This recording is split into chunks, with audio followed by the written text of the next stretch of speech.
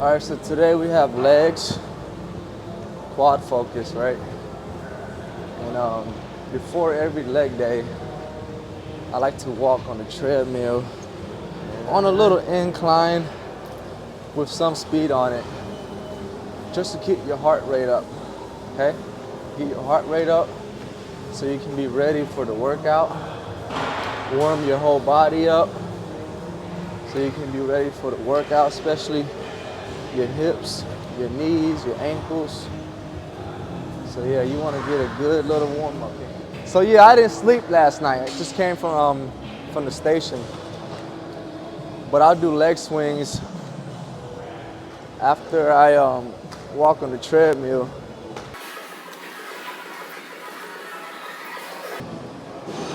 All right, so look, here's a hack for leg swings. So check out my footwear. You see that? It got a little platform, right? It got a little platform. So when you do your leg swings, you can just take one shoe off and now you elevate it on one side, right? And now you can just swing freely without hitting the ground. You know what I'm saying? You can swing freely without hitting the ground. And then, cause look, when you're swinging freely, it's better, it's a hack. So you keep your pelvis neutral, your hip in a neutral position, and you can just swing, right? Like, I see people do it and they just stand flat on the ground and they gotta go all wide out here, and now their hip all over the place. So if you elevate it, then you can just keep it in a neutral position. All right, we got leg days today. So we got some exciting stuff for you guys. Go over some squat technique, some do's and don'ts, and maybe even how to set up a squat rack if you don't know how to. So let's get into it. So look, first thing first, use the right bar to squat with. I see a lot of people squat in here with the deadlift bar. You know, it's not like completely wrong, but it's just not optimal. All right, the right bar, and then the right squat rack height, okay? You don't want to have to go in there and do a calf raise and walk your bar out. Yeah, you don't want to tippy toe. You don't want to get on your tippy toes. Or you don't want to be down here to try to get your bar, okay? So just take 10 seconds out and adjust the height.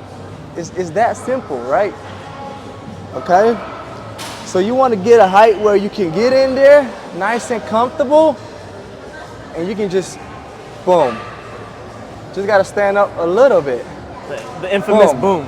Stand up, and you're out. Easy. You're out of the rack, right? And look, I don't care how strong you are, you can still warm up with the bar. Warm up with the bar. I don't care how strong you are, right? It don't matter. Warming up with the bar is a must, you know? So you can feel out how you feel that day. You know, something might be off, and you can find out if you warm up with the bar. Also, when you warm up with the bar, you can also determine how high you need to set the safety racks as well. Exactly. So, because So a lot of times people don't set the safety racks and then they end up failing, and it could lead to some serious injuries. So make sure that you're setting it at a height where you can hit your bottom range and just either fall forward with it or just let it fall back, right? All right, so most gyms, most crunches all have the same squat racks. So majority of them though, what you're gonna have to do is lift up and pull out, okay? So I see a lot of people come in here and they're like yanking on it, they don't know how to lift it off. So don't feel embarrassed to ask for help. You know, ask an employee, ask a trainer, ask anybody, right? In this fitness community, you should be willing to help one another, right? So again, what you usually do is lift up and pull out, okay? And you're just gonna adjust it to the height of your liking, like Hong just said, okay? So you wanna be able to get into a position where you don't have to tippy toe, but you also don't wanna have to get too low to waste all that energy. So that's just some food for thought. I forgot to mention how to raise the safety rack. So it's very similar to how you raise these as well, okay? So what you're gonna do, mind you, these things are heavy, right? It's because it's supposed to protect you. So make sure you're staying nice and tight when you pick it up. So you're gonna go here, you're gonna lift and pull out. It's the same thing, okay? So hope that helps. All right, let's go to where to have the bar resting when you're squatting. And that's after everything. Yeah. After all this, the right setup, right? So a lot of times you might feel some discomfort putting the barbell on your back when you're squatting. You feel it on your spine almost, right? You don't want it on your spine. You want it to sit right here on this muscle, your traps, right on your shoulders. It should be nowhere near that spine, but also when you're setting up, you want to keep everything nice and tight, so you're going to squeeze those shoulder blades together almost, and you're going to have it sit right there on that trap, okay, on those traps. Yeah. See? Right there. All right, so look, before you stand up and unrack, go ahead and get you a good breath and brace. And then stand up, and then look, find your stability right first, and then step back. There's no rush in stepping back right when you unrack the weight. Just take your time. And then you also take your time when you step out and find your good position before you squat. Like really finding a squat is not done in one video, but yeah, it's just find your most comfortable squat position with the least amount of discomfort and start there.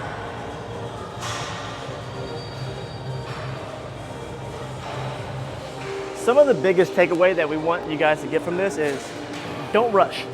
Make sure you're comfortably set up before you start your sets, your reps. Shouldn't feel any discomfort, and if you are, you might need to reset your warm-up. Something that you probably didn't warm up correctly yet, so don't ever rush into an exercise that you feel uncomfortable doing. Always find another exercise to do instead, because we don't have time for injuries, you know what I mean? Injuries suck. Injuries suck, you know what I'm saying? And we're all prone to it, right? It's inevitable. Yeah, so warm up, it's okay. Take your time warming up. It's okay to warm up. You don't gotta key. jump plates, or even right when you come to the squat rack, start with a plate. That's dumb. Yep. Hey, hack squat hacks.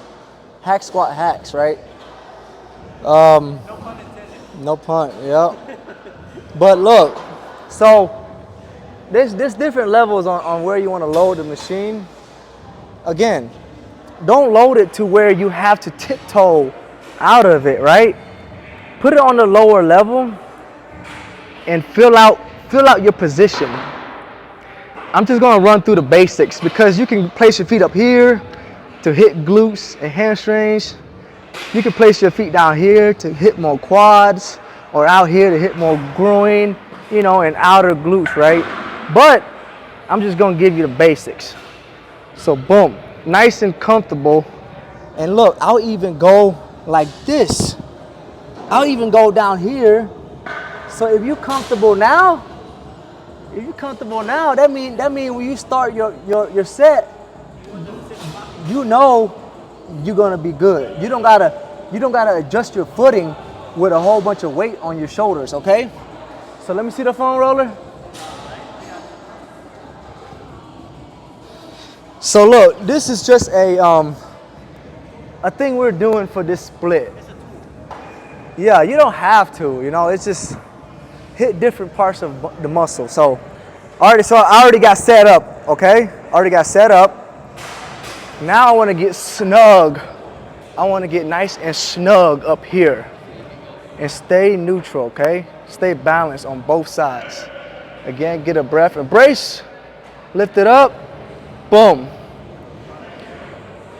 So look, when you're going down, keep that tension, keep that tightness, keep that core brace the whole time, right? And only go down enough that your body allows. Okay, so if you don't have the mobility yet, You don't have to go deep. So stop thinking you have to go ass to grass with everything, like because social media says so, okay? You don't got to. That shit don't make no sense. All right? So I'm still warming up. So that's why I'm sitting in the hole like this. Cause you know, it's a good warm up. All right? So look, when I'm up, I'm not gonna fully stand up. You can, but you know, I wanna keep the tension the whole time. So I'm gonna stay in the pocket, right, in the hole. So when I go down again, I'm just ready to go. Boom. All right. Keep that tension,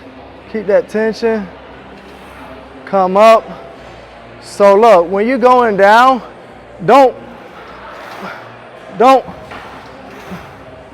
bounce out of the hole, okay? Just take your time.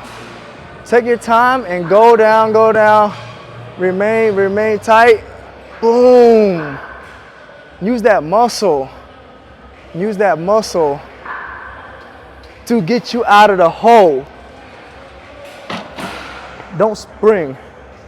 You're not gonna build much muscle like that. I mean, it's good explosiveness, but that's not what we're doing.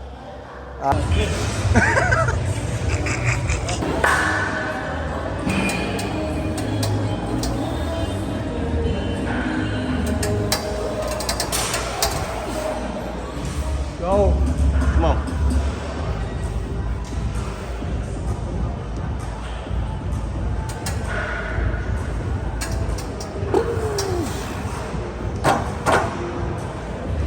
Get right here, and before you start, get tight. Build a tension first. Boom. All right. Now I'm up. Stay tight the whole time, even when you're lowering, and let the belt, the weights, sink you down. Let that bring you down. You're not dropping. The weight is dropping. And then squeeze. You want to finish up here. If you're not finishing up here, lower the weights, all right? Boom.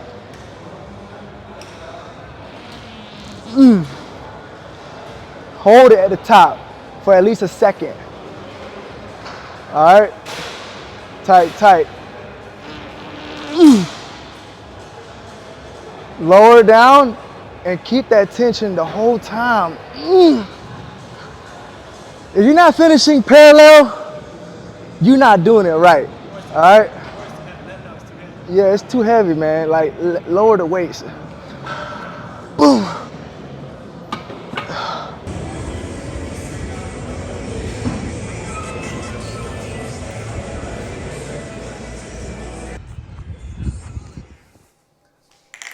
All right, look. I'm finna show y'all the secret ingredient. Okay? This is a post-workout protein shake that is freaking wild. So, egg whites. It's the main protein ingredient. Let me see. There we go. Egg white, okay? And then half and half. And you only want to use 1/4 cup. And then 0 sugar, 0 fat chocolate syrup. All right? And then I'm going to add a little bit of this in it to make it a Reese's Cup protein shake. Boy, this is the ingredient right here. These 4. All right? So look. I'll put this. Make sure you shake all of it well. All right, so when you add the half and half, it turns it into a milk. legit turns it into a milk. And then if you want a chocolate flavored milk, you put some chocolate in there. And then if you want a Reese's cup, which Ton told me he tried it and he said that shit fire. He said that shit fire. So let's try it. I know it's your favorite chocolate. All right. So look, I do that, right? And then I do this first. So you blend everything. I don't do that. See? Now look, it's all nice and blend. Yeah. I have to put everything in at once. All nice and blend. And then egg whites. Hey, so look, let me tell you why this is the key, bro. 50 grams. Now I'll say 55 because we added some peanut butter, okay? So 55 grams of freaking protein, and then the calories, probably like 400. I'll give it 450 max because I haven't calculated the peanut butter. So peanut butter, you get 1 scoop about 70, so half of that. So Bro, like 35. and then you shake it up. 35, Shake it up. 25, But look, the taste is not what you think because it's egg whites. It has no egg whites or no egg taste, no egg smell, and it's freaking legit, solid ass ingredients, okay? And then another thing is, all of this that I just made is probably $3 max with all the ingredients. So you buy these at Costco, 6-pack. So all of this, so it's basically $3 a shake with good quality ingredients, super lean protein, egg white protein, and then it don't have nasty ass powder protein shake. Hey, let the powder go. And then Fairlife, Fairlife about to be $6 a bottle. Yep. That thing is $6 a bottle with with all the other bullshit ass ingredients in it, all the sugar in it, and then if you really look deep into it, you know what it did to the animals while they tested that shit. All right. Yep. So hey, if you love your animals, stay away from Core Power Fairlife and give this a try. Hey, you heard it here first. Hey, you heard it here first. Give it a try, and then you'll thank me later. It's legit as hell.